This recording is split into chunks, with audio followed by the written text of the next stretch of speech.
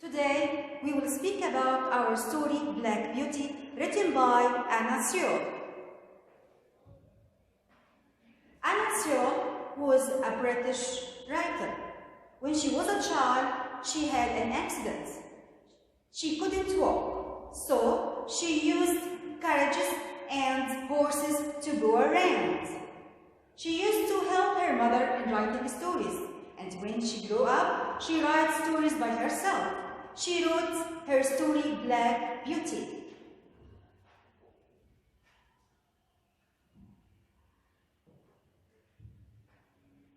In our story, we have characters. We have people, we have horses, and we have places.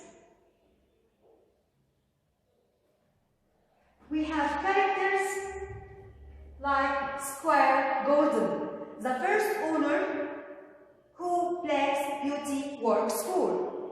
Squire Gordon was a kind man. A kind man? Why he was a kind man? He used to give his horses good food or healthy food and treated them as kindly as his children.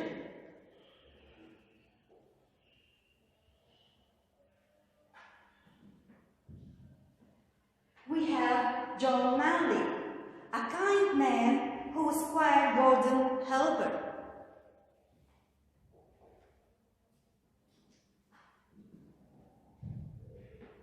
We have Mrs. Gordon, Squire Gordon's wife.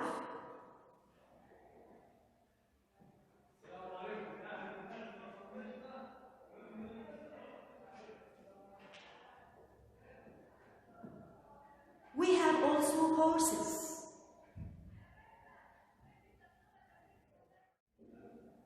Horses like Black Beauty. Black Beauty was a strong horse with one white leg and a star on his head.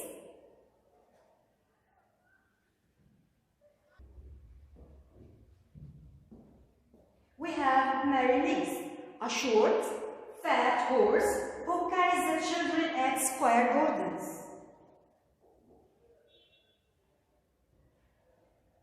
We have Ginger, Black Beauty's friend, who has had a difficult past and a sad face.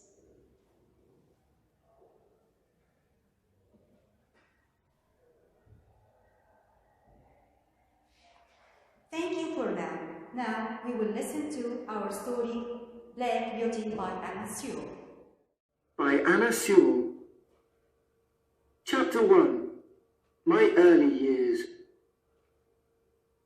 The first place that I can remember is a large field with a little wood at the top, where I lived with my mother and some other horses. A small river ran along the bottom of the field. If I stood at the gate to the field, I could see my owner's house next to a road. The owner, Farmer Gray, was a good man. He gave us healthy food, and he spoke to us as kindly as he spoke to his children. There were other young horses in the field with me, but I was the youngest. I used to run with them and have great fun. We used to have races, and when the biggest horses got too excited, they kicked and bit the horses next to them. One day, when my mother saw what was happening, she called me over to her. "Listen to me. The horses in this field are all good horses, but they are not all like us. I don't think you have ever seen me bite or kick anyone. I hope that you'll grow up to be gentle and good. Never bite or kick, even when you are just playing a game." I have never forgotten my mother's advice. I grew into a tall, strong horse with a black coat, with one white foot and a white star on my head. I soon learned how to pull a carriage. Sometimes I pulled the carriage with my mother, and she helped me to learn what to do. The harder you work, the kinder people will be to you, my mother explained one day. I hope you find a good owner. However, there are many kinds of men. Some are as good as our owner, but some are bad. We never know who might buy us. Sometimes people don't understand what a horse needs. I found out that my mother's words were very true. When I was older, Farmer Gray decided to sell me to a new owner. His name was Squire Gordon, and he lived in a big house in a place called Birtwick Park. It was a lovely place to live in, with large fields and comfortable stables. Squire Gordon had a kind helper called John Manley who looked after me, and I soon became good friends with the other horses in the stables. One was a small fat horse called Merrylegs. He was a jolly, gentle horse who was always making people laugh because of the way he walked.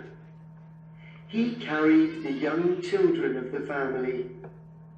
Another was Ginger, a tall horse with a sad face. Merrylegs told me that Ginger often bit or kicked because people were not nice to her in the past.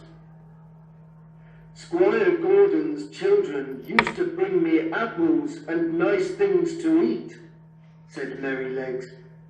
But when they knew that Ginger bit people, they became frightened, and now they don't come to visit us horses anymore. However, if people are kind to her, she'll soon learn to stop biting. After we listen to our story, chapter 1, part 1, I want you to look at this very important picture. What can we see in this picture? We can see a man hitting his horse, and we can see Mr. Squire Gordon on his horse Ginger. When Mr. Gordon saw this man hitting his horse, he shouted at him and said a very important sentence. الجملة مهمة جدا. قال له إيه؟ People who work for me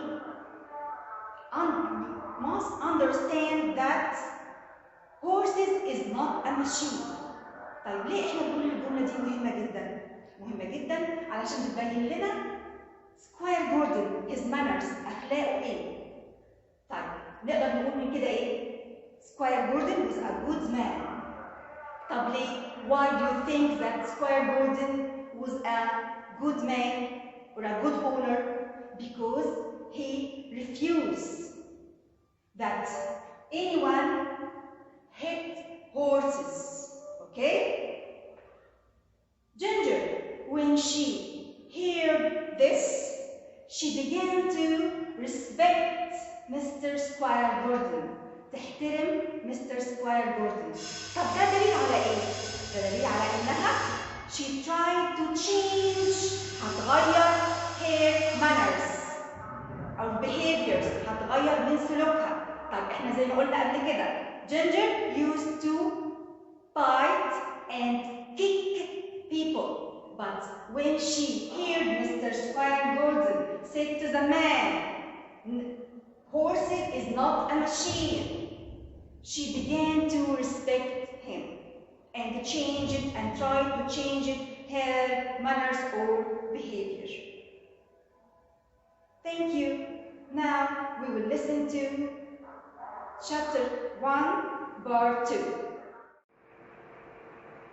One day, when I was working with Ginger, she told me about the people she worked with in the past.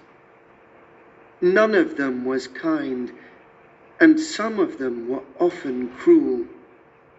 She decided that she did not like people and did not want to do what they asked her to. The problem was that some people hit her hard when she refused to do what they wanted. That was when she started to kick and bite people. Then they wanted to sell her, and finally she arrived at Squire Gordon's. However, as time passed, Ginger understood that John and Squire Gordon were different from her other owners. They were always kind and gentle with their horses, and she was happy to do what they asked, most of the time. Then one day, she saw something that showed her that some people could be good. Squire Gordon was riding her when they passed a man who worked for Squire Gordon. The man was angry with his horse and hit it hard to make it go faster. Squire Gordon did not like this. "I've never seen a man who was so unkind to a horse," he cried. "No horse will do what you want by hurting it. The people who work for me must understand that a horse is not a machine." Ginger now began to respect Squire Gordon. After this, she decided she would not bite or kick people anymore. "She'll be as good as Black Beauty soon," said John. "All she needed was for people to be kind to her." One day, I was surprised when John brought Merrylegs back to the stable and said, "Don't do that again, Merrylegs, or you'll be in trouble." "What did you do?" I asked him. I was very surprised, because Merrylegs always behaved so well. "Oh, I didn't do much," said Merrylegs. "I wanted to give the boys a lesson, so I threw them on the ground." "What?" I said, very surprised. "But you were always so careful with the children." "Of course I am," he said. "I would never hurt the girls or the little children, but the older boys need a lesson sometimes," he continued. "They think that a horse is like a machine, which can continue for hours without a rest. They never think that I can feel tired, so I stopped. When I did not continue, they hit me with a stick. Then I threw them off. They need to learn how a horse feels,